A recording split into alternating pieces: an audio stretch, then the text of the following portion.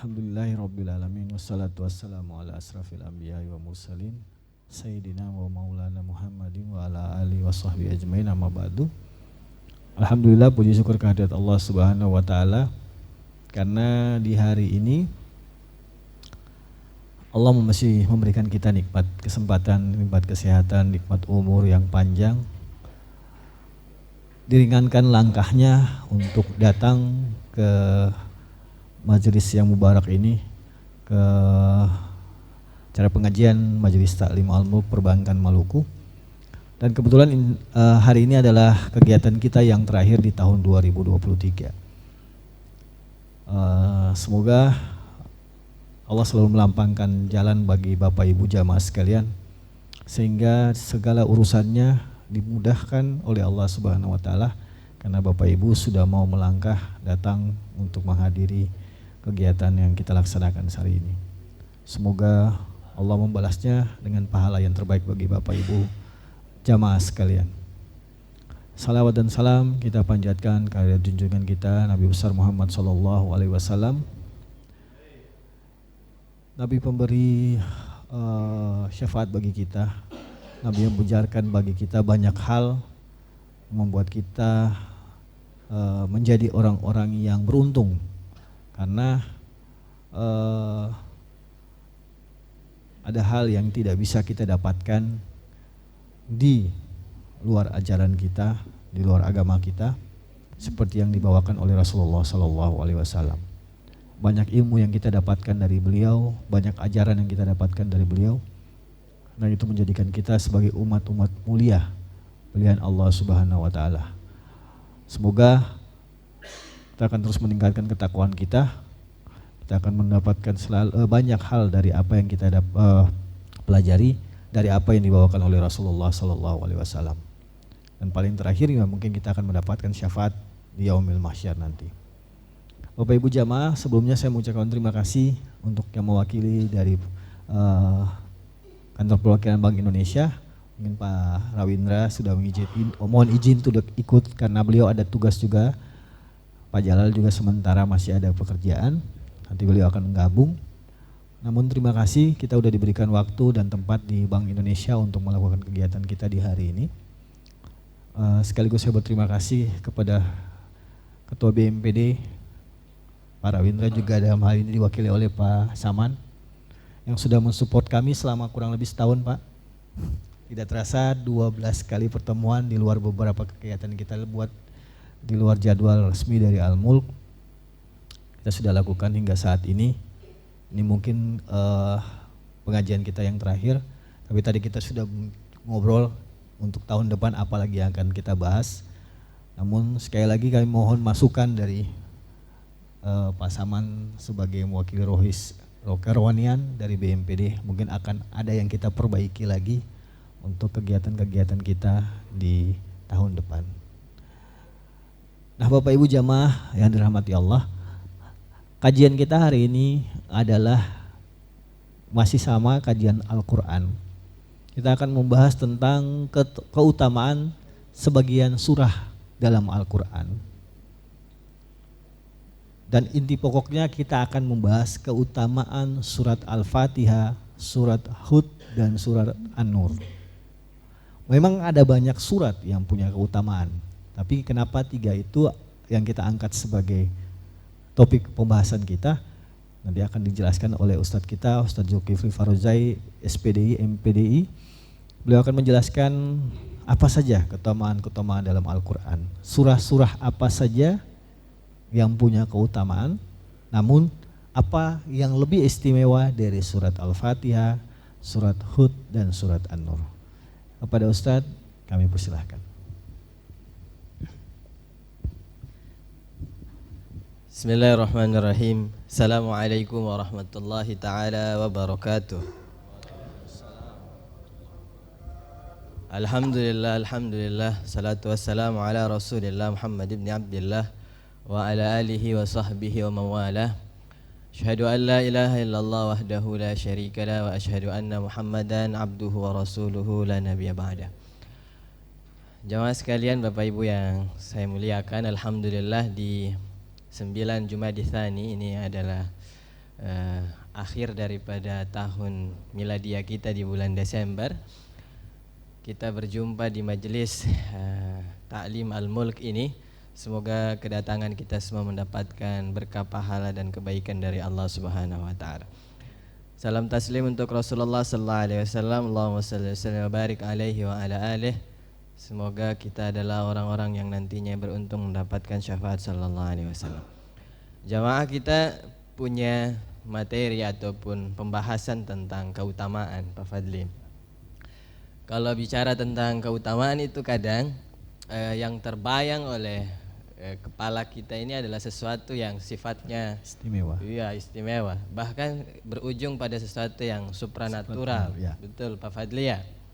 Bicara keutamaan berarti kita menganggap keutamaan itu kalau kita dipotong itu tidak terpotong. Potong. Kalau ada air kita bisa lewat di atas air, ya kan? Kalau ada mangga kita cukup terbang saja dapat mangganya. Bahwa keutamaan itu tidak sesederhana itu, tidak segampang itu. Bahkan di satu titik tertentu kalau itu dianggap sebuah keutamaan, Al-Qur'an itu adalah keutamaan yang seperti itu, jamaah sekalian. Kadang kita mengerdilkan nilai Quran itu.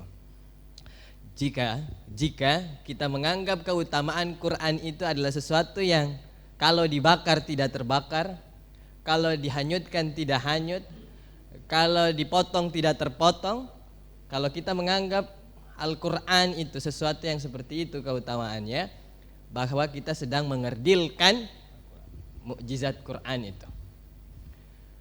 Keutamaan, keistimewaan itu dalam bahasa Arab itu disebut dengan fadlun. Begitu, keutamaan, keistimewaan, kemuliaan. Nah, ketika dibilang tentang fadlun, itu berarti Pak Fadli gitu ya, berujung pada Pak Fadli. Fadlun itu arti istimewa, utama, maksudnya bagaimana? Dia bukan bercerita saja tentang hal-hal yang metafisik, supranatural, Pak Fadli, tapi bercerita tentang mutu, bercerita tentang kualitas, bercerita tentang intisari dan pesan-pesan. Itu sebenarnya istimewanya. Begitu. Kalau Quran bicara tentang keistimewaan berarti bercerita tentang itu. Maka kalau kita buka kitab tafsir, jamaah sekalian, ketika ulama bahas tentang fadlun atau fadilah, itu tidak melulu soal yang kayak kita ceritakan tadi. Karena kita orang Indonesia ini terutama ya, senang dengan hal-hal kayak gitu. Kenapa saya bilang mengerdilkan, bahkan suatu waktu dia bisa melecehkan? Quran itu hanya untuk ditulis jadi jimat, disimpan di saku, digantung di perut, digantung di leher, dijadikan gelang tangan gitu. Agar apa? Agar kebal. Agar mungkin nantinya lawan jenisnya suka, agar mungkin nanti orang tertarik dengannya, agar mendatangkan karisma tertentu. Nah, itu namanya bukan lagi istimewa, itu dia namanya mengerdilkan, bahkan melecehkan Quran itu sendiri. Adapun hal-hal yang terjadi di luar daripada logika kita, nalar kita, itu adalah anugerah dari Allah Subhanahu wa taala yang sebenarnya bukan itu inti dan utamanya. Bukan istimewanya, bukan di situ. Karena apa, jamaah sekalian? Jika seandainya Quran ini itu dipakai untuk agar kita tidak terpotong dalam perang, maka Nabi itu tidak akan pernah gugur giginya, berdarah pelipisnya, keluar darah dari tumitnya ketika melakukan perlawanan untuk membela Islam. Tidak pernah terjadi itu. Kalau ini Quran itu untuk yang seperti itu, tidak perlu ada hukum fikih yang disebut di sana adalah hukum tentang baju besi. Kita tidak perlu bikin baju besi untuk melakukan perlindungan karena sudah ada Quran. Jadi bukan itu yang kita maksud dengan keistimewaan, keutamaan, fadilah, bukan itu. Tapi kita bicara tentang mutu, apa yang bisa kita dapatkan, pesan moral dan isi yang kemudian itu bisa merubah kita. Itu yang sebenarnya disebut dengan istimewa. Yang tadinya kita tidak mengerti, jadi baik dan lebih baik, itu jadi istimewa dan utama. Nah, ini yang perlu kita catat terlebih dahulu, Pak Fadli, di pertemuan bicara tentang mutu. 1. 2, setiap keutamaan itu, setiap keutamaan satu benda, satu surat, apapun juga, itu dia tidak menghilangkan keistimewaan yang lainnya. Itu perlu dipahami. Kalau kita hari ini hanya bicara tentang surat Al-Fatihah, surat Hud, surat An-Nur, itu bukan berarti surat Al-Baqarah itu tidak ada faedahnya. Itu bukan berarti surat Al-Kafirun itu tidak manfaat. Itu tidak berarti kita menghilangkan faedah dan manfaat dari surat-surat yang ada. Justru yang harus kita bayangkan adalah kalau Al-Fatihah saja bermanfaat, ada keistimewaan, ada keutamaannya. Surat Hud ada keistimewaan, ada keutamaannya. Dan surat An-Nur yang seperti itu ada faedah keutamaannya. Berarti seluruh Quran yang lain, surat-surat yang lain itu juga punya keistimewaan, punya fadilah. Begitu jamaah sekalian. Jadi yang perlu harus kita catat, kalau bicara keutamaan itu tidak menghilangkan keutamaan yang lain. Kita tahu keutamaan surat Al-Baqarah. Apa keutamaan surat Al-Baqarah? La taj'alu buyutakum maqabir. Jangan jadikan rumah kalian itu kuburan. Fa inna syaitan, karena sesungguhnya syaitan tidak akan tinggal di rumah yang dibacakan surat Al-Baqarah di dalamnya. Maksudnya apa? Surat Al-Baqarah itu dia menghilangkan datangnya makhluk lain untuk ikut gabung dengan kita, hidup serumah dengan kita. Dengan baca surat Al-Baqarah. Dengan baca surat Al-Baqarah ini, jin-jin yang suka bikin gaduh antara kita dengan pasangan kita itu disingkirkan oleh Allah Subhanahu wa taala. La taj'alu buyutakum maqabir. Jangan jadikan rumah kalian itu kuburan. Itu di surat Al-Baqarah. Di surat Yasin. Ini surat Yasin, Masya Allah, ya. Surah yang paling banyak dibaca saya rasa. Bahkan dia punya komunitas khusus. Kayak komunitas sepeda juga dia. Komunitas lari ada juga, ya. Ini komunitas surat Yasin. Surat Yasin itu, jamaah yang dimuliakan Allah Subhanahu wa taala, Nabi mengatakan likulli syai'in inna likulli syai'in qalban. Sesungguhnya di segala sesuatu itu ada jantungnya, ada pusatnya, ada pusarannya, ya. Wa qalbul Quran, pusat, pusaran inti, ya, dan dia jantungnya Quran itu disebut Yasin, surat Yasin. Maka disebut di sana, siapa man qara'a Yasin, siapa yang membaca Yasin fil lailah, di malam hari, asbaha maghfuran lah, di pagi harinya dia sudah diampuni oleh Allah Subhanahu wa taala. Jadi kalau malam ini kita baca Yasin, entah itu malam Jumat, malam Senin, malam Rabu, malam apa lagi tuh? Malam Ahad, ya. Di pagi harinya itu kita sudah diampuni oleh Allah Subhanahu wa taala. Oh, kenapa ada orang baca Yasin di malam Jumat? Mungkin untuk mempertemukan keberkahan Yasin itu dengan keberkahan Jumat. Sehingga dapat dua, berkahnya Jumat dan berkahnya Yasin. Jemaah, jadi ada banyak keberkahan di dalam Quran. Surah Yasin punya keberkahan, Surah Al-Waqiah punya keberkahan. Surah atau ayat bahkan, bukan hanya sekedar surah, tapi ayat di dalam Quran itu punya fadilah, punya keistimewaan. Apa maksud bisa? Apa contohnya Pak Fadli, jemaah? Ayat Al-Kursi, ayat kursi. Bukan ini nih, bukan kursi parlemen, bukan. Ya. Allahu la ilaha illahu al hayyul qayyum. Kalau kursi parlemen itu sebentar. Katong dilarang bicara itu, ya Pak Fadli. Katong dilarang. Ya. Jadi kalau dilarang berarti sebentar tidak boleh kata amin, ya. Jadi Pak Fadli nggak boleh amin juga, ya. Sebentar nggak boleh juga.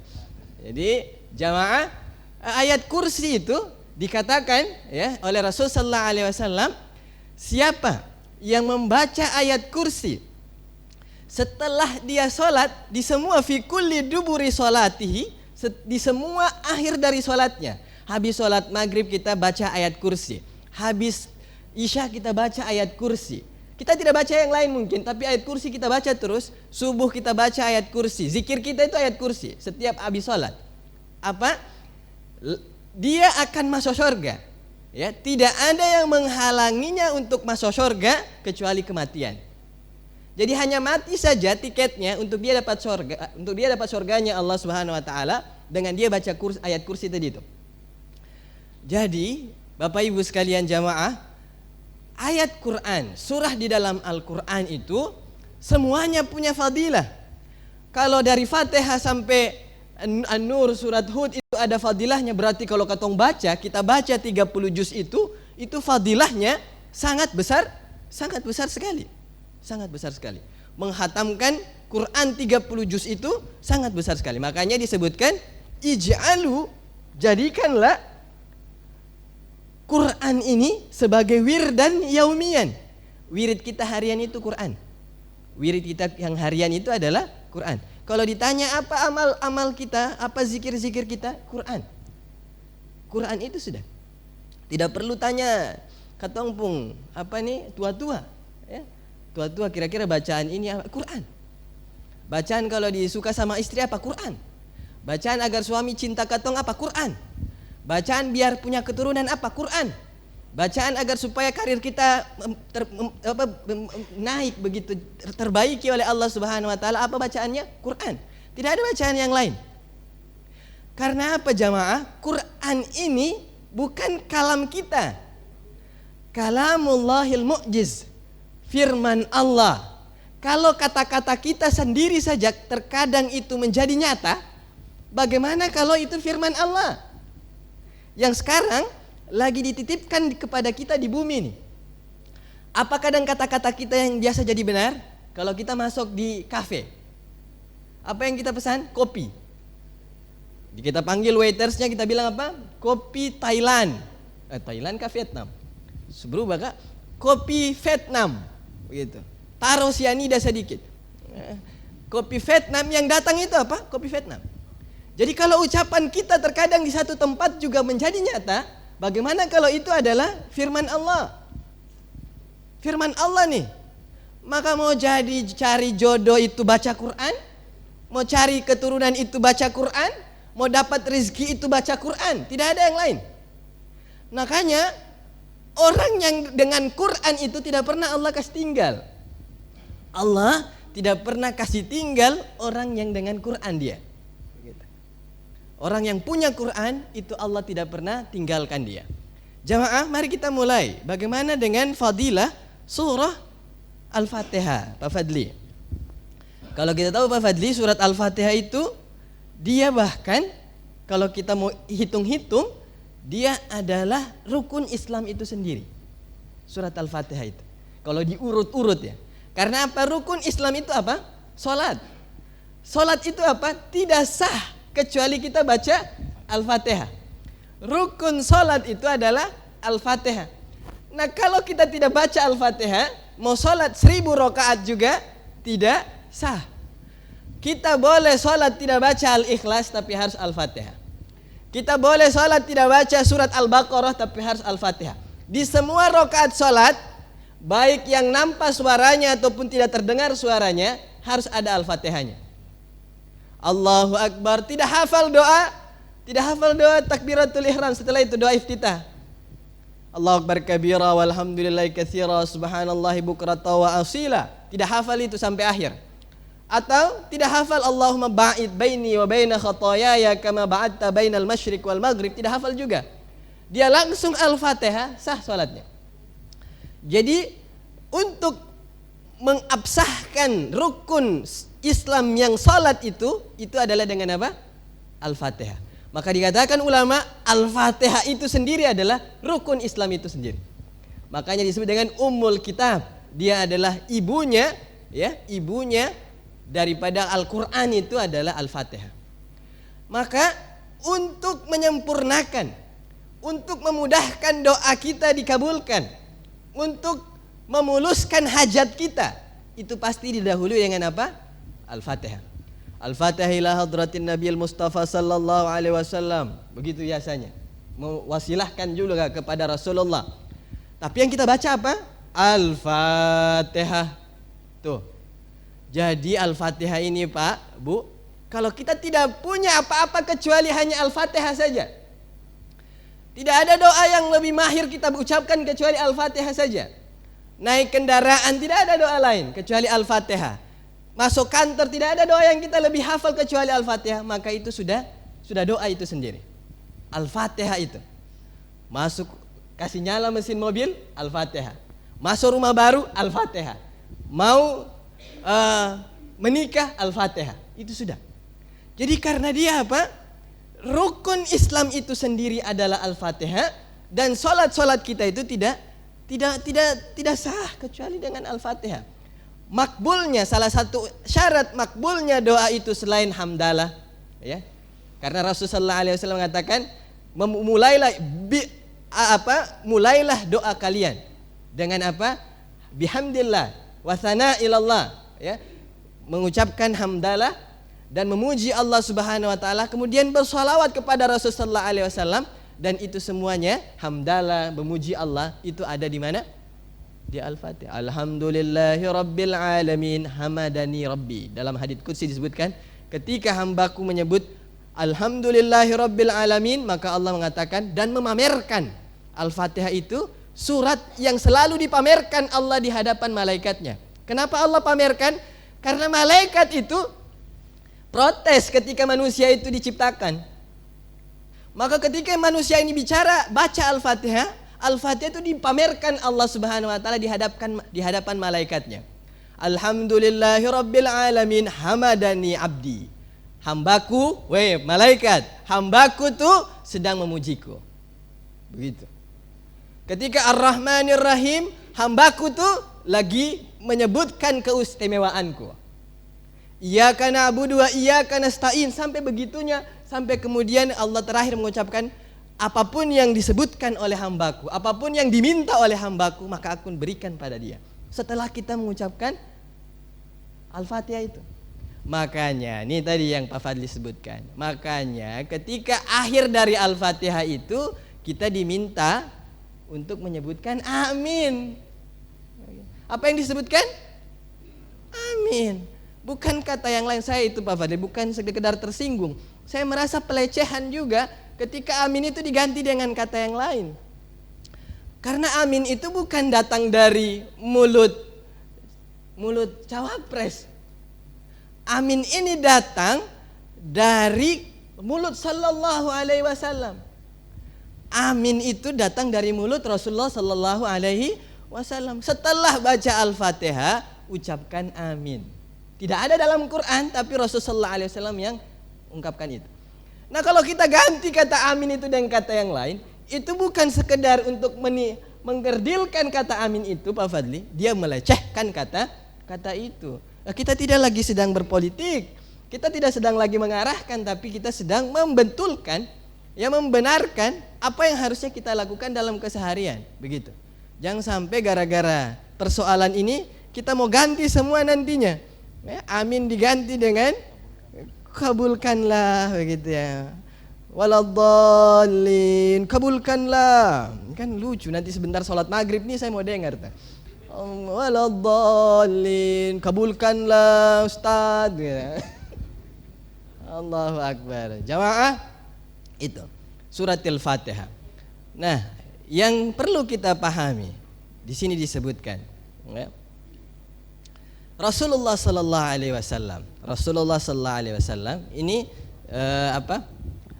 dikabarkan oleh Aisyah radhiyallahu taala anha, beliau bilang, anna Nabiy sallallahu alaihi wasallam kana idza awa ila firashihi kullu lailatin jama'a kaffaihi thumma nafatha fihima faqara'a fihima qul huwallahu ahad wa qul a'udzu birabbil falaq wa qul a'udzu birabbin nas thumma yamsahu bihima mastata'a min jasadi. Nabi itu kalau mau tidur nih, Nabi akan angkat tangannya, kemudian beliau baca di dalam tangan itu apa tadi? Qul huwallahu ahad. Dibaca di tangan tuh.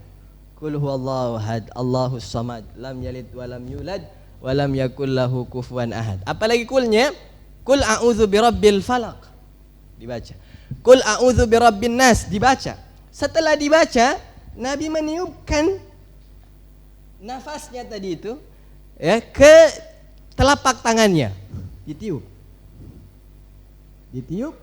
Kemudian setelah ditiup, Nabi mengupayakan mengusap seluruh badannya dari hasil tiupan itu. Dibaca berapa kali? Tiga kali. Jadi ini ruqyah untuk kita semuanya, untuk diri kita dan untuk turunan kita, anak-anak kita. Bahkan Aisyah bilang, kalau Nabi dalam keadaan sakit dan tidak mampu membacakannya, maka aku akan meniupkan surat itu di telapak tanganku dan aku yang kemudian mengusapkannya ke seluruh tubuh Nabi. Jadi anak kita tuh, jamaah sekalian, agar lembut hatinya tuh, agar lembut hatinya, baik perangainya, dan kita upayakan harapan-harapan baik untuk dia dari sisi langit, dari sisi Allah Subhanahu wa taala. Kalau dia so tidur, kita bukan putarkan musik klasik. Ya, meskipun ada jurnalnya, betul, saya baca jurnal itu, bukan sekedar artikel palsu. Jurnal artinya sudah diteliti dan layak komoditi, begitu. Jurnalnya bilang kalau diputar musik klasik pada ibu yang hamil atau orang yang tidur, itu akan membangun frekuensi yang luar biasa baik. Nah, kalau kita bacakan Quran nih, kulhu ya, Al-Fatihah ya, di tangan kita kemudian kita usapkan ke anak-anak kita, itu menjadi ruqyah. Hatinya lembut. Makanya kalau dia ditegur, "Oi, apa namanya itu? Siapa itu namanya? Wati." Ada namanya Wati. Agus, tidak mendengar. Ya, kurang Al-Fatihah itu. Kurang kulhu. Maka jamaah yang kita bacakan itu ditiupkan di tangan, kemudian dibalurkan ke tubuh anak kita yang tidur tuh, ke pasangan kita tuh, ke istri kita, ke suami kita. Suami bilang, "Kenapa dia pegang-pegang saya malam-malam ini?" Pak Surul ya, dia kayaknya kurang kerjaan, karena dia kurang ikut pengajian ya. Nanti habis ini bilang ke suami, "Katong kemarin pengajian terakhir di Al-Mulk itu diajar, kalau mau tidur tiup-tiup sedikit di tangan." Jadi bukan baca WA. Ini kan kita tidur ini kan dia punya ritual itu bukan Al-Fatihah, bukan kulhu.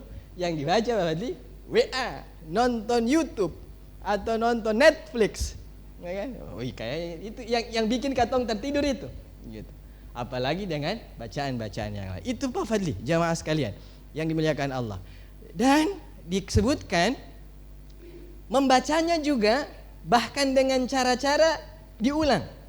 7 kali baca Al-Fatihah, 100 kali baca Al-Fatihah. Diriwayatkan oleh Abu Sa'id ya.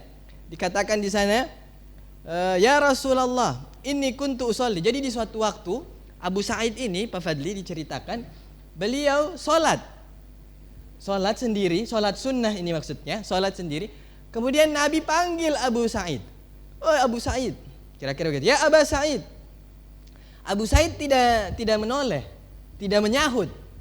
Setelah sholat kemudian Abu Sa'id pergi kepada Nabi, bertanya, "Nabi tadi panggil saya ya? Saya lagi sholat." Kemudian Nabi bilang, "Kalau saya panggil jawab." Ya, jawab. Jadi menjawab panggilan Nabi, ini jamaah dicatat, menjawab panggilan Nabi lebih utama daripada kita sholat sunnah tuh. Ini kemudian dikiaskan bahwa menjawab panggilan orang tua itu lebih utama daripada kita sholat sunnah. Ya, kita sholat sunnah duha nih, dipanggil nama kita oleh mama kita atau oleh ayah kita, "Agus," ada namanya Agus, "Agus," begitu, labbaik. Dibatalkan sholat itu dan menjawab panggilan orang tua itu jauh lebih utama daripada kita sholat sunnah. Kalau sholat wajib tidak. Ini sholat. Dari mana dalilnya? Dari ini. Nah, setelah Abu Sa'id bilang begitu, ya, Nabi bilang apa? Ini wilayah Jawa Barat kali ya. Azan wilayah Jawa Barat ya. Abu Sa'id kemudian bilang, "Wahai Nabi, saya tadi sholat." Kemudian Nabi bilang, "Jawab panggilanku." Kemudian setelah itu Nabi bilang apa? "Saya akan ajarkan padamu satu surat yang dia itu adalah surat yang paling agung, paling besar." Tapi sebelum mengajarkan surat ini, Nabi kemudian teralihkan dengan kegiatan lain.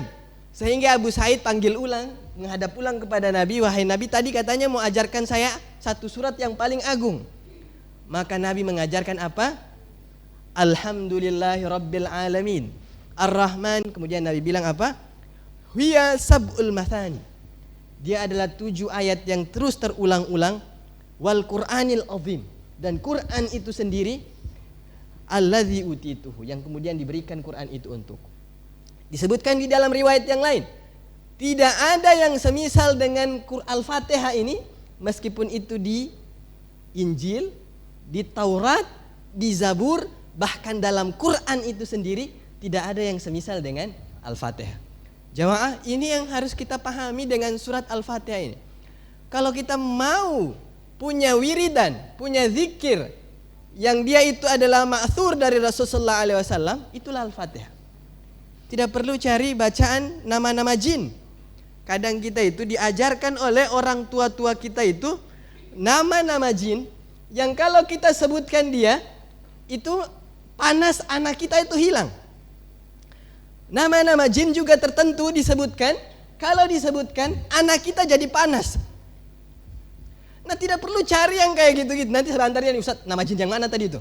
Beta mau baca ke beta punya teman di sebelah meja nih, biar dia panas tiap hari.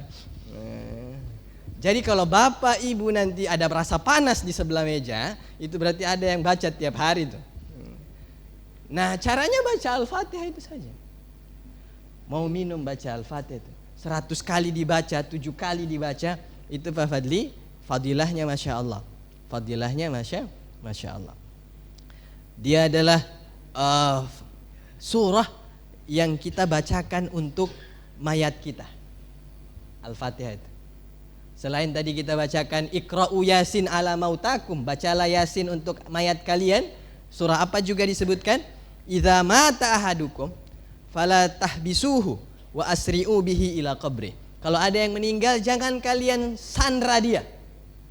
Jangan dikasih lama-lama dia. Kasih cepat dia masuk kuburnya. Ya. Wal yakra'u inda ra'sihi bi Fatihatil kitab. Kalau sesampai di kuburnya sana, di kepalanya itu dibaca apa? Al-Fatihah. Ada azan, ada Al-Fatihah. Jadi ketika nanti ada Bapak Imam dia, kira-kira dia pemuluh itu goyang-goyang itu apa yang dia baca? Itu Fatihah. Kemudian yang di belakangnya apa? Wa inda rijlihi bi khatimati suratil Baqarah fi qabrihi. Di kakinya itu dibacakan apa? Penutup dari surat Al-Baqarah. Apa itu?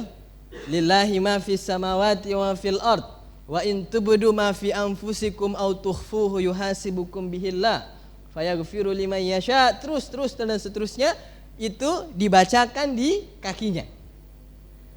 Nah, mayat kita itu doanya, wiridannya, zikirnya itu ya yang dibacakan oleh orang hidup untuknya adalah Al-Fatihah dan akhir daripada surat Al-Baqarah yang bagian belakang itu.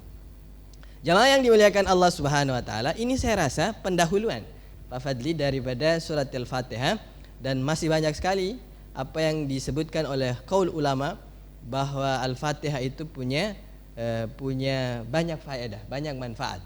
Dan kemudian kenapa sampai dia bermanfaat seperti itu, tentu ada alasan dari setiap butiran ayat per ayatnya. Tidak serta-merta manfaat itu ada karena tidak ada sinyal yang diberikan di setiap ayat per ayatnya. Saya rasa itu dulu untuk mendahului ya perjumpaan kita ini. Kita lanjutkan ba'da sholat insyaallah. Ya, baik. Nanti kita akan bahas ya. Karena saya juga memang sempat membaca Ustadz bahwa ayat per ayat dari surat Al-Fatihah itu ada punya cerita masing-masing, ada punya fadilah masing-masing. Nah, itu akan kita bahas setelah kita sholat maghrib berjamaah.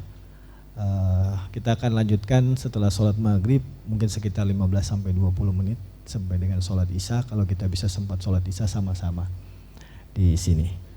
Baik, kita akhiri dulu kegiatan kita akan sholat maghrib, setelah itu kita lanjutkan. Wabillahi taufiq wal hidayah. Assalamualaikum warahmatullahi wabarakatuh.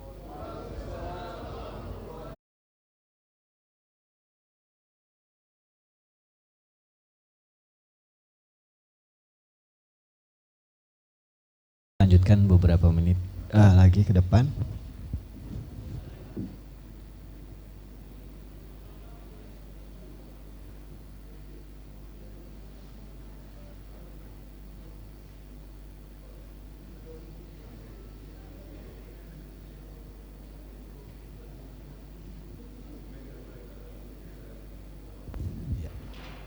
Assalamualaikum warahmatullahi wabarakatuh.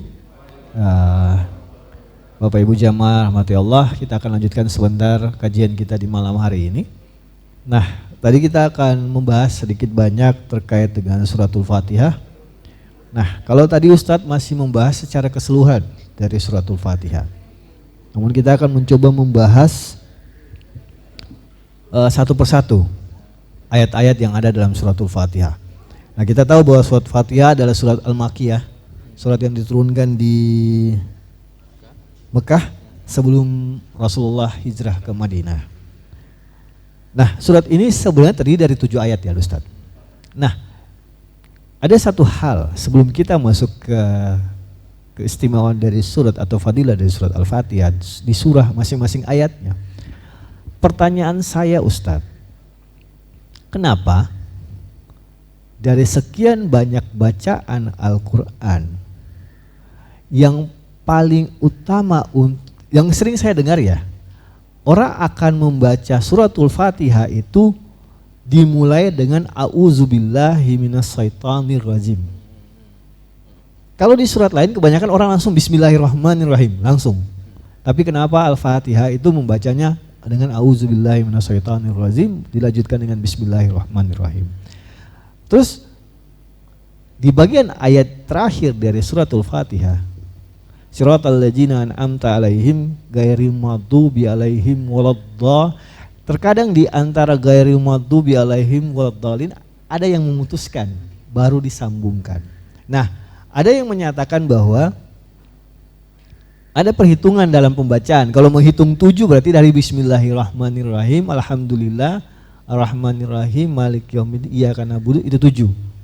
Tapi kalau mau menghitung tanpa bismillah berarti ketika diputus itulah yang ke-7. Nah, ini Ustadz bisa menjelaskan sedikit. Bagaimana Ustadz? Baik Pak Fadli dan jamaah sekalian, perintah untuk berta'awudz itu di setiap kita membaca Al-Quran itu ada di dalam Al-Quran, di mana Allah Subhanahu Wa Taala mengatakan, berfirman, wa idza qara'atal Qur'an fasta'iz billahi minasyaitonir rajim.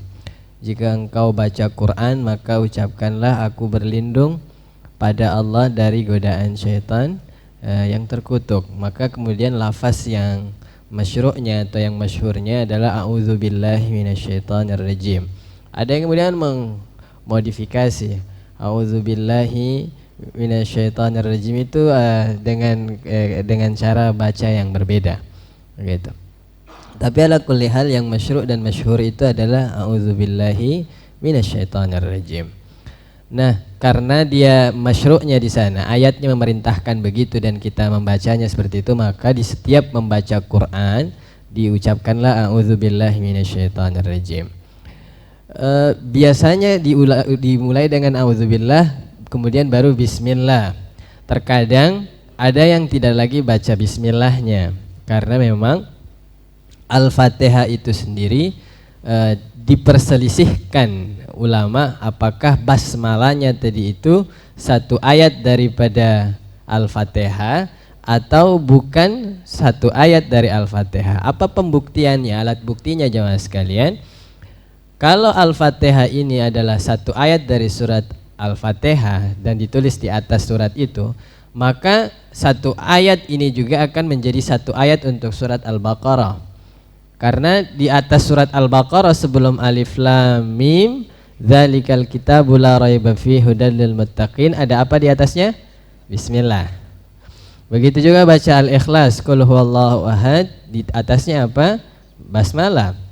Nah, itu yang menjadi perselisihan ulama, apakah basmalah ini satu ayat dari surah Al-Fatihah atau dia adalah satu ayat dari seluruh surah atau dia hanya satu ayat dari surah yang disebut oleh Nabi Allah Sulaiman, innahu min Sulaiman wa innahu bismillahirrahmanirrahim, ketika beliau mengirimkan surat untuk Ratu Bilqis. Kemudian beliau menulis di suratnya innahu min Sulaiman, surat ini dari Sulaiman, wa innahu bismillahirrahmanirrahim, dan sesungguhnya dia dengan mengucapkan nama Allah yang Maha Pengasih lagi Maha Pemurah. Nah, itu debatable sekali Pak Fadli, maka kadang itu berujung pada sholat kita. Ada sholat yang tidak menjelaskan atau memperdengarkan bacaan basmalahnya, Tiba-tiba alhamdulillahirabbil alamin. Dia bukan tidak baca, tapi tidak memperdengarkan. Di dalam hatinya atau sedikit sekali yang kedengaran di telinganya sendiri. Bismillahirrahmanirrahim. Alhamdulillahirabbil alamin. Ada yang sama sekali terbaca. Badiam ya, langsung alhamdulillahirabbil alamin. Karena tadi, apakah dia basmalah ini satu ayat atau bukan? Itu masalahnya. Jadi kalau sampai kita nanti di masjid tertentu ada yang memperdengarkan, ada yang tidak memperdengarkan, kita sudah tahu cara menyikapinya. Oh, ini dia menganggap tidak Fatihah itu basmalah itu bukan satu ayat, bukan bagian dari Al-Fatihah itu. Oh, ini dia menganggap basmalah itu satu ayat daripada Al-Fatihah itu. Tadi kita bilang apa di hadis Rasul ketika Abu Sa'id dipanggil itu tadi apa dibilang? Innahu sab'ul mathani. 7 dari ayat yang terulang-ulang.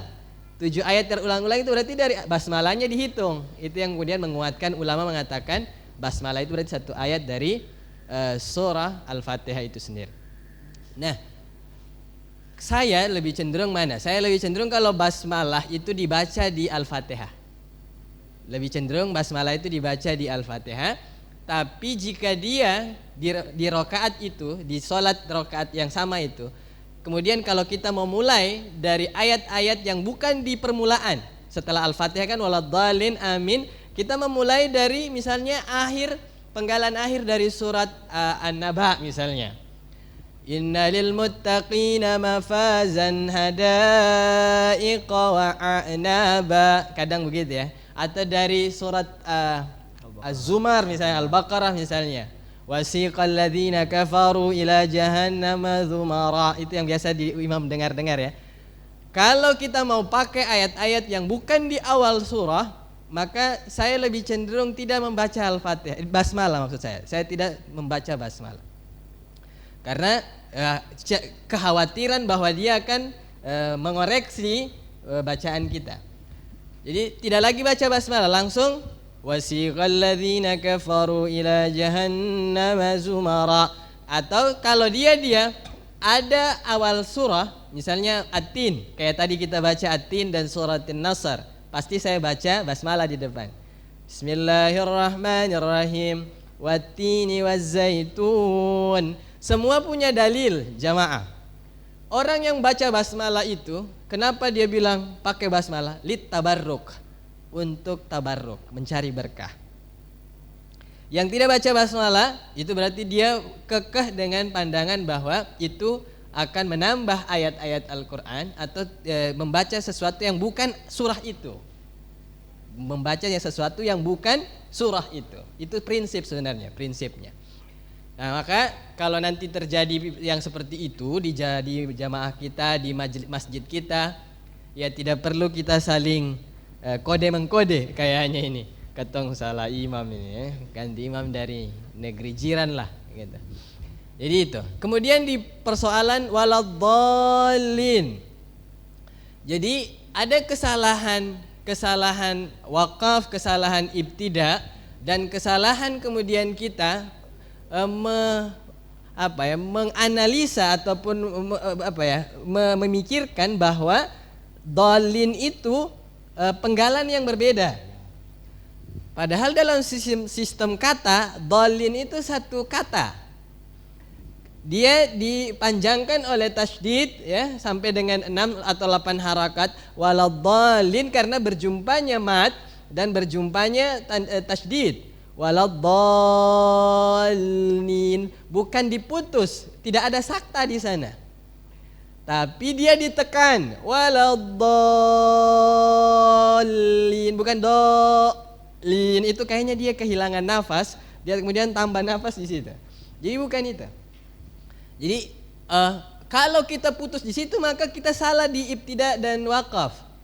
Kalau di penjurian musabaqah itu sudah gugur tuh, sudah kesalahannya jali namanya 3. Kita suka gores begini baru 3 kesalahannya. Apa? Dia berhenti bukan pada tempatnya, hukum saktanya dia tidak dapat, kemudian akan merubah daripada kondisi kata itu sendiri. Waladhdallin, dolin ini orang yang tersesat. Maghdub itu orang yang dimurka, begitu. Jadi akan apa artinya do? Ya kan? Dot berarti itu ya. Mungkin dia adalah hilang, mungkin dia adalah tidak diketahui begitu. Nah, tapi walau dolin itu adalah dolun. Dia adalah orang yang tersesat. Jadi Fadli tidak ditemukan cara membaca itu dalam tajwid. Dalam tajwid dan hukum fasoha tidak ditemukan cara membaca dolin, tidak ditemukan. Yang uniknya kalau imam-imam itu di zaman-zaman lama, mereka itu cenderung membaca ayat terakhirnya itu dengan satu tarikan saja. Ya. Ihdinas siratal mustaqim siratal ladzina an'amta alaihim ghairil maghdubi alaihim waladdallin. Dia tidak boleh pisah. Yang itu justru ada. Dan itu sesuai dengan hukum fasoha. Ghairil ihdinas siratal mustaqim siratal ladzina an'amta alaihim. Kita biasa begitu. Ghairil maghdubi alaihim waladdallin gitu. Jadi bukan disaktakan, tapi tetap dibaca dengan penekanan dan ada harokat yang panjang sejauh 4 sampai 6 harokat. Begitu Pak Fadli. Nah, berujung pada pertanyaan tadi adalah kenapa sampai Al-Fatihah itu sangat istimewa sekali. Surat ayat-ayatnya luar biasa, ayat luar biasa, ya. betul. Di item ayat-ayatnya. Ulama mengatakan Pak Fadli, ini di cuplikan terakhir yang saya dapatkan dari semua berbicara tentang Al-Fatihah itu. Ulama mengatakan kenapa istimewa Al-Quran? Ini tadi kita kan bicara tentang faedah mutunya itu, mutual kita terhadap dia. Oh, dia dibaca untuk melembutkan kita, meruqyah kita, syifa kita, obat kita, kemudian memuluskan doa-doa kita, itu mutual kita terhadap itu. Tapi kenapa sampai begitu? Nah, itu keistimewaan keutamaannya yang perlu kita telusuri. Satu, karena ulama bilang qassamal ulama surat al-Fatihah ila thalathati aqsamin. Ulama membagi part dari surat Al-Fatihah itu menjadi 3 bagian. Pertama adalah awaluha rahmah. Awal daripada surah Al-Fatihah itu sendiri rahmat. Dengan Bismillahirrahmanirrahim, Alhamdulillahirabbil alamin, Arrahmanirrahim, Maliki yaumiddin. Ya. Kemudian di tengahnya dikatakan ausatuha hidayah. Ihdinas siratal mustaqim, siratal ladzina an'amta alaihim, ghairil maghdubi alaihim waladdallin. Di bagian belakang sekali itu ulama bilang dia adalah nikmat. Nikmat apa yang kita dapat? Dijauhkan dari orang-orang yang dimurkai dan dijauhkan dari orang-orang yang disesatkan. Itu adalah kenikmatan. Jadi tragedi yang hari ini kita tonton di televisi, ya, di Al Jazeera, kemudian di YouTube, di TikTok terkait dengan Palestina itu membuka mata kita terkait dengan ayat ini sebenarnya. Bahwa kenapa sampai orang-orang Yahudi itu dhalin, ya kan? Atau maghdubi alaihim. Maghdubi alaihim itu maksudnya orang Yahudi yang dimurkai karena memang perilaku mereka punya perangai itu kayak itu. Dari zaman ke zaman begitu sudah. Maka pantas sekali Allah bilang di Al-Fatihah itu mereka adalah maghdubi alaihim. Orang ini dimurkai, bahkan dikutuk dari zaman ke zaman. Kunu kiradatan khasiin. Jadi kalian monyet. Ya. Waja'alahum al-khanazir. Allah jadikan mereka itu babi. Mohon maaf. Jadi orang bangsa ini itu sudah dikutuk berulang-ulang dan ditutup di Al-Fatihah itu tadi maghdubi alaihim. Ini betul-betul dimurkai. Gitu. Nah, dijauhkan dari umat yang dimurkai ini, ya, kita hidup di Indonesia jauh dari dong ini nikmat. Jangan bertetangga dong, hancur katong. Habis katong, bahkan katong pun bini berbahaya, dekat dong. Alhamdulillah Pak Fadli. Jadi inilah inti Quran itu. Nah, ulama juga mengatakan kenapa Al-Fatihah itu begitu sangat istimewa? Karena seluruh tauhid itu ada di dalam Al-Fatihah. Apa tauhid itu? Tauhid rububiyah. Tauhid untuk kita mengesahkan Allah Subhanahu wa taala dalam hal penghambaan, dalam hal uluhiyah, dalam hal kekuasaan. Itu dalam hal penghambaan, dalam hal kekuasaan, dan dalam hal nama-nama yang mulia, itu semua ada di Al-Fatihah. Bismillahirrahmanirrahim, kita dapat nama Ar-Rahman Ar-Rahim.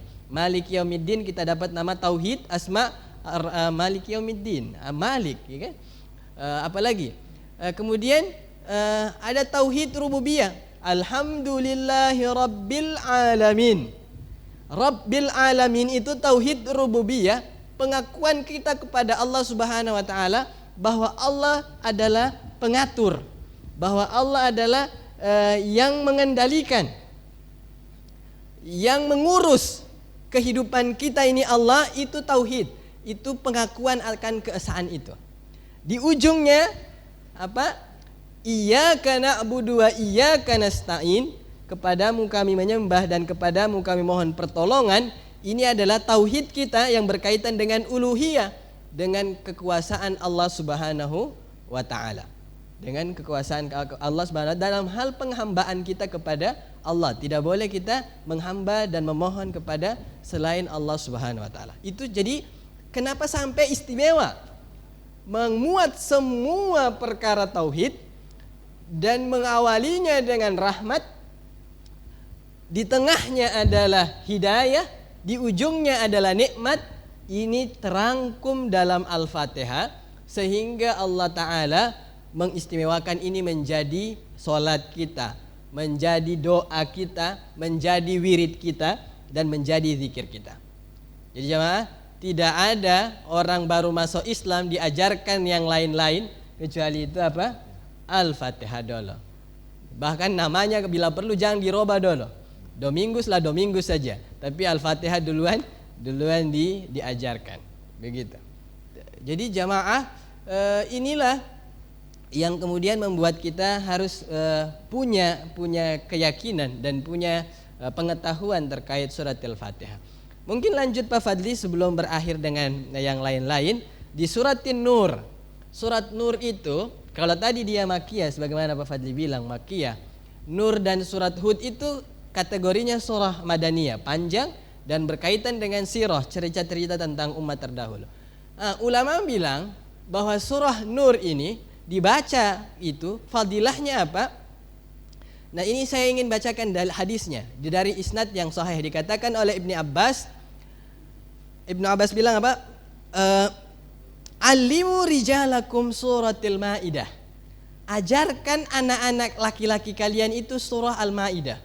Jadi surah Al-Maidah itu berkaitan dengan kehalalan sesuatu, keharaman sesuatu, berusaha dengan hal-hal yang baik, berproses dengan sesuatu yang benar, itu ada di Al-Maidah. Maka untuk sesuatu yang tanggung jawab seperti ini, intisari dari Al-Maidah itu harus dimiliki oleh anak laki-laki kita. Kata Ibnu Abbas, ya, kata Ibnu Abbas, ini hadisnya mursal. Kemudian dikatakan lagi wa'allimu nisa'akum suratin nur. Wa'allimu nisa'akum suratan nur. Dan ajarkan untuk anak-anak perempuan itu adalah surat An-Nur. Karena apa? Surat An-Nur ini bercerita tentang kemuliaan, kehormatan, pergaulan, itu berkaitan dengan surat Nur. Jadi wanita itu diminta untuk menjaga kehormatannya dengan surat An-Nur. Nah, cenderungnya kita itu selalu mendengarkan bahasannya kalau istri kita hamil, yang dibaca itu surah Yusuf atau surah Maryam. Kalau dia laki-laki semoga gagah kayak Yusuf, kalau dia perempuan semoga bagus kayak Maryam. Kalau dia pemain yang pai itu standar, dia pun hasil juga tetap standar. Tidak perlu ya, standar saja. Jadi kalau yang standar terlalu bagus deh pertanyaan. Ini kenapa bagus sekali? Nah, kalau bagus sekali mungkin ketong curiga kembali ya.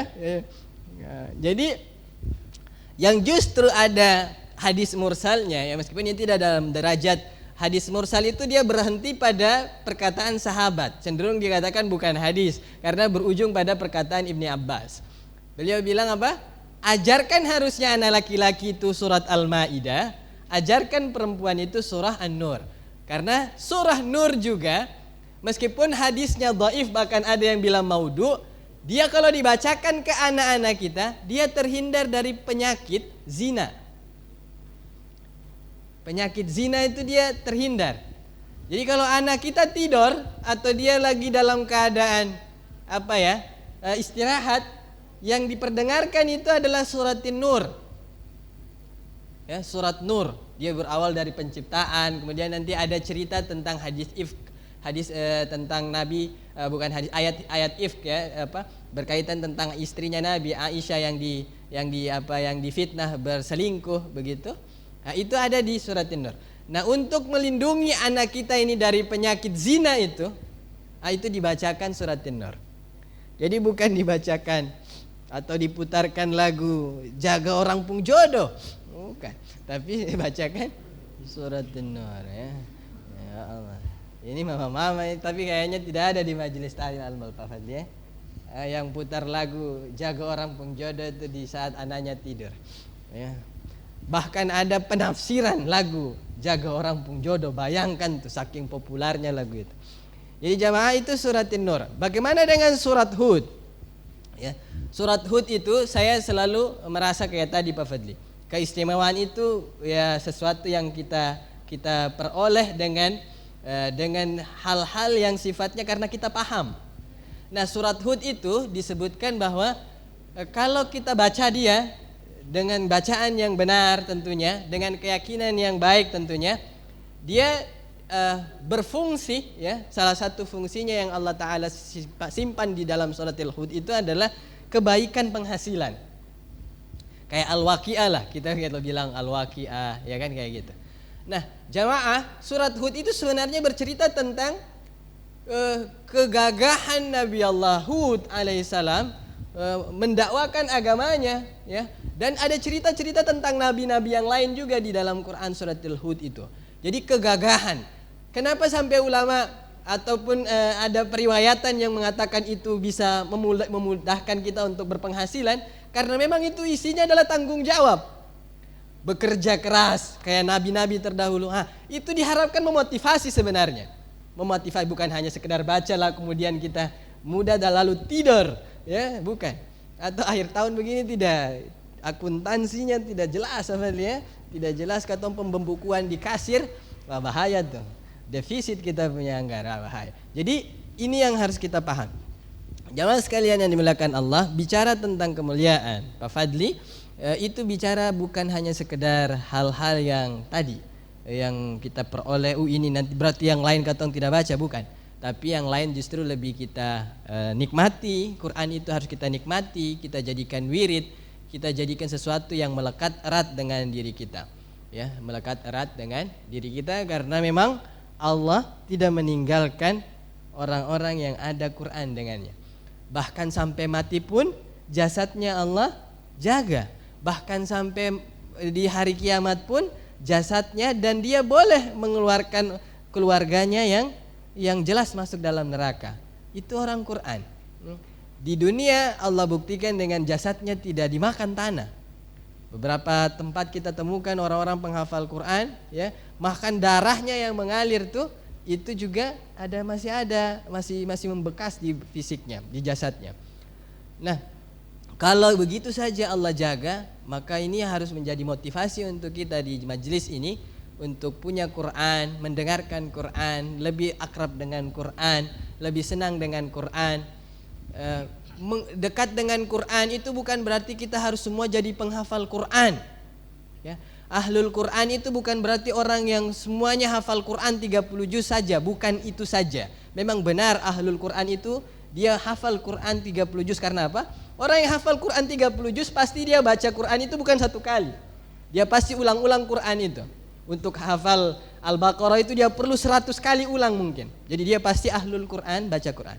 Nah, ahlul Quran itu orang yang hatinya Quran, orang yang dalam dirinya Quran, yang menjaga Quran. Menjaga Quran itu dengan membacanya, menulisnya, memperjuangkannya, kemudian menyebarluaskannya.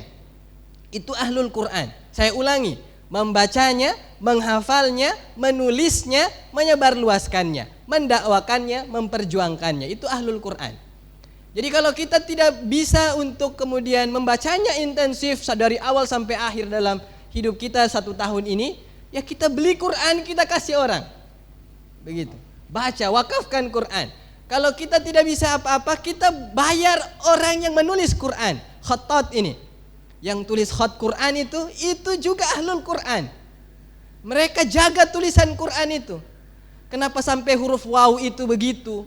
Itu ada definisinya. Berapa titik besaran dia punya lobang itu, ya. Berapa titik dia punya garis di bawah waw itu ada definisinya. Nah, orang-orang ini adalah ahlul Quran. Bukan hanya sekedar membacanya, menghafalnya, itu ya, tapi yang menulisnya, menyebarluaskannya, dan cari cara untuk kita menjadi ahlul Quran dengan cara-cara yang kita mampu. Oh, saya ya Allah terbatas waktunya, ya, berarti saya di bab ini mendengarkan mungkin. Menghafal kayaknya, ya Allah otak, ya, hafal angka-angka di kantor suka kacau, ya. Tapi kalau Quran ini, ya Allah, berarti yang lain lah, gitu ya. Begitu jamaah sekalian yang dimuliakan Allah, semoga kita termotivasi, ya, dengan keutamaan Al-Fatihah, surat An-Nur dan surat Hud ini. Semoga memotivasi kita lebih akrab dengan Quran, membaca Quran, menghafal Quran, menyebarluaskan Quran, menulis Quran, dan memperjuangkan Al-Quran. Begitu Pak Fadli, jazakumullah khair. Ya, baik Ustaz. Jadi dari penjelasan Ustaz tadi, mungkin kalau suratul Fatihah kita sudah sering tahu sekali bahwa dia memang punya keistimewaan seperti dikatakan Ustaz. Bahkan segala sisi kita memulainya selalu dengan Al-Fatihah. Apapun yang kita lakukan pasti dimulai dengan Al-Fatihah. Bahkan ketika salat pun kita tidak bisa baca surah yang lain, tapi baca Al-Fatihah dari rakaat pertama sampai terakhir tetap syah suratnya, salatnya. Nah, kalau surat Hud sendiri, ya itu tadi sebenarnya Ustadz menyampaikan bahwa di surat Hud ada motivasi kepada kita, apalagi kepada kita yang mungkin orang-orang bengkir, yang kalau awal bulan tersenyum, akhir bulan muka kecut, apalagi akhir tahun kayak begini, ya pulang pikiran ini besok tutup buku bereseng, tagihan oke tidak. Tapi ternyata dari surat Hud ini kita dimotivasi sebenarnya bahwa segala sesuatunya kalau kita yakini ya Ustadz, berarti Allah akan memberikan jalan. Karena memang banyak motivasi di situ, banyak bercerita tentang kisah para nabi, bagaimana para nabi menghadapi kondisi, bagaimana Nabi Hud berjuang untuk memperjuangkan agamanya sampai dia harus diusir dan segala macam dari kampung halamannya. Tapi itulah kenyataan. Nah, kalau untuk surat An-Nur sendiri, ternyata itu adalah memotivasi untuk para ibu atau kita yang punya anak-anak perempuan agar kita menjaga mereka, melindungi mereka dengan mungkin membacakan atau mengajarkan mereka untuk membacakan agar mereka tahu bahwa dalam kehidupan nanti mereka akan berlaku seperti ini. Perilaku seorang muslimah adalah cerminan dalam surat An-Nur itu sendiri. Sementara untuk kita yang para lelaki ada dalam surat Al-Maidah ya Ustadz ya.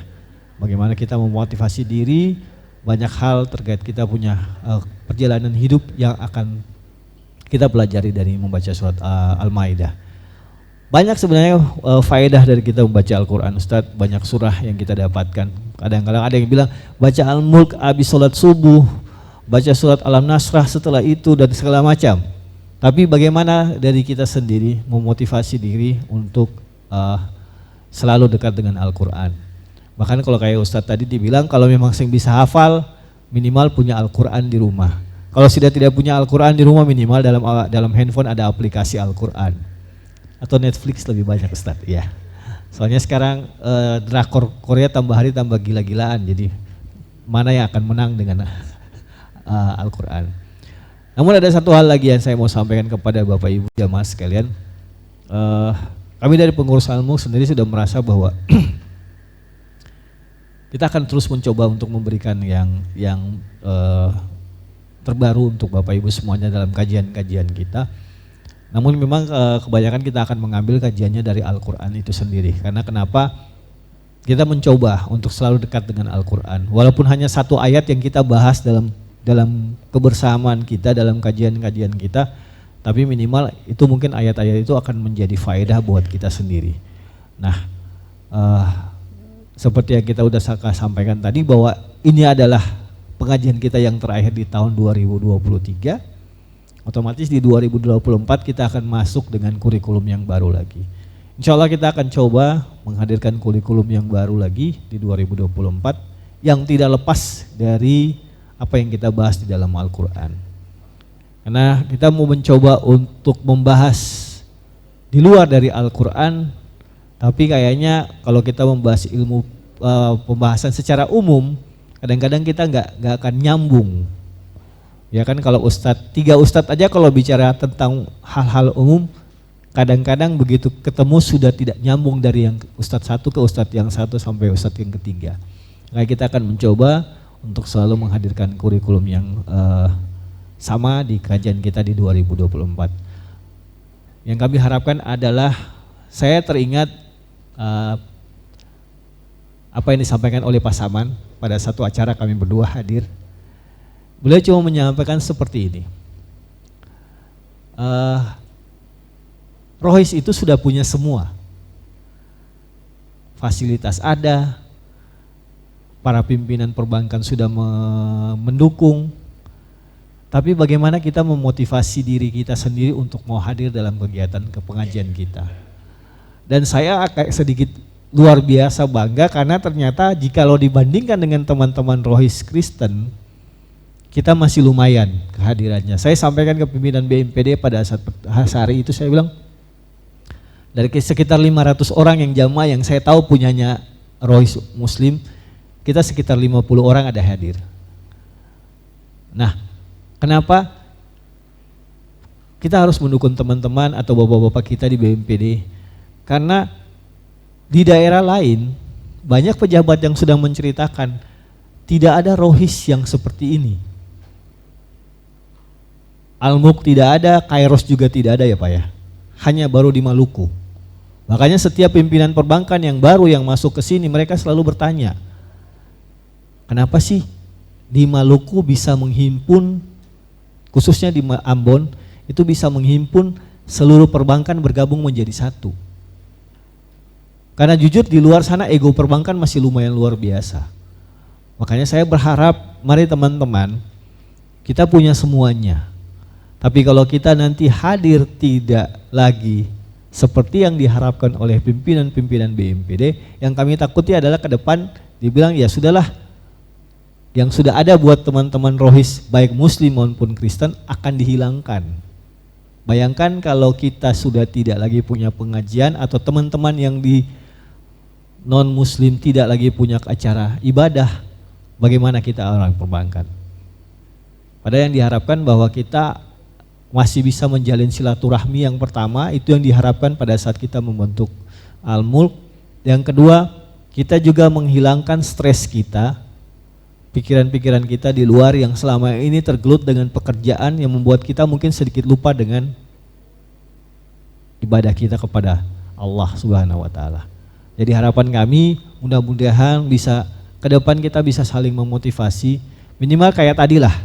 Walaupun nanti di babak keduanya kita tinggal beberapa, tapi di babak pertamanya kita masih lebih dari 50 sampai 80 orang. Karena itu harapan yang selalu diharapkan oleh pimpinan BMPD, dalam hal ini Pak Saman di bagian Rohis, kerohanian ya. Sekaligus saya berterima kasih Pak Jalal untuk tempat yang sudah disiapkan bagi kami. Kami berharap ke depan lagi nanti mungkin sudah dengan ruangan gedung baru Pak ya. Insya Allah, kita tidak pernah tahu. Tapi yang pasti kami saling berharapkan bahwa sekali lagi dukungan dari Bapak Ibu pimpinan perbankan. Saya sebenarnya menunggu dari Bank Maluku sampai sekarang katanya ruangannya masih diketok-ketok. Tidak tahu ketoknya selesai kapan. Tapi kalau sudah selesai tolong disampaikan supaya kita bisa sama-sama lagi bersua dengan teman-teman di Bank Maluku. Sebelum kita mengakhiri, kita akan tutup pengajian kita di tahun 2023 ini dengan doa dari Ustadz. Semoga apa yang kita mulai dari awal tahun sampai akhir tahun ini Allah berikan berkah kepada kita. Allah memberikan pahala kepada kita, terutama untuk yang paling sering datang ke sini dalam kegiatan kajian-kajian kita. Allah permudah semua pekerjaan aktivitas kita dengan kehadiran kita di sini. Dan semoga di 2024 nanti kita bisa melanjutkan kegiatan kita dengan kajian-kajian yang lebih baik lagi agar meningkatkan keimanan kita kepada Allah Subhanahu wa taala. Kepada Ustadz sekali lagi kami mohon doanya. Jamaah sekalian, mari kita akhiri semua rangkaian kegiatan tahun ini dengan berdoa. Dalam Quran disebutkan khitamuhu misk. Biasanya yang menutup itu kasturi ya. Baunya kasturi. Penutup-penutup itu biasa dicari-cari begitu ya, Masya Allah. Semoga penutupan ini menjadi penutupan yang membahagiakan, mencerahkan, mendatangkan kebaikan untuk kita semua dan segala yang berpartisipasi ya, dari pimpinan dan teman-teman yang hadir, ustadz kita, ada ustadz yang lainnya juga dapat pahala di sisi Allah Subhanahu wa taala. Wala hadhihi niyyah wa ala kulli niyatin salihah. Al-Fatihah. A'udzu billahi minasyaitonir rajim. Bismillahirrahmanirrahim. Alhamdulillahirabbil alamin. Ar-Rahmanir Rahim. Maliki yaumiddin. Iyyaka na'budu wa iyyaka nasta'in. Ihdinas siratal mustaqim. Siratal ladzina an'amta 'alaihim ghairil maghdubi 'alaihim waladdallin.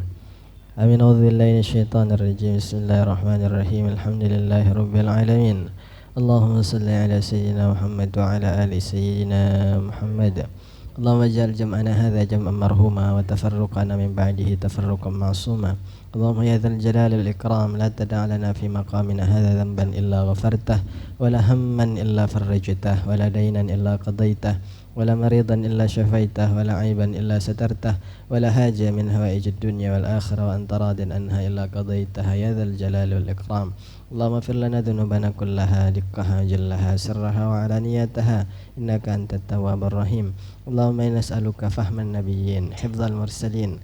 اللهم أغننا بالعلم وزينا بالحلم وأكرمنا بالتقوى وجملنا بالعافية. اللهم أخرجنا من ظلمات الوهم وأكرمنا بنور الفهم وافتح لنا أبواب العلم وزينا بالأخلاق الحسنة والعلم. ربنا هب لنا من أزواجنا وذرياتنا قرة أعين واجعلنا للمتقين إماما. رب اغفر لنا ولوالدينا وارحمنا وارحمهم كما ربونا صغارا. ربنا آتنا في الدنيا حسنة في الآخرة حسنة وقنا عذاب النار. صلى على سيدنا محمد نبي الأمي وعلى آله وصحبه وسلم. الحمد لله رب العالمين. Amin amin ya rabbal alamin. Dengan berakhirnya doa dari Pak Ustadz, maka kita akhiri kegiatan kita di tahun 2023. Sekali lagi Pak Saman, terima kasih. Khusus Pak Warawindra, Pak Jalal, sampaikan salam kami untuk Ketua BMPD. Support beliau kepada kami sungguh luar biasa. Dan mungkin sebelum mengakhiri, ini sambutan mewakili Ketua BMPD sekaligus menutup rangkaian kegiatan kita di 2023. Rahim, Maliki yaumiddin. Iyyaka na'budu wa iyyaka nasta'in.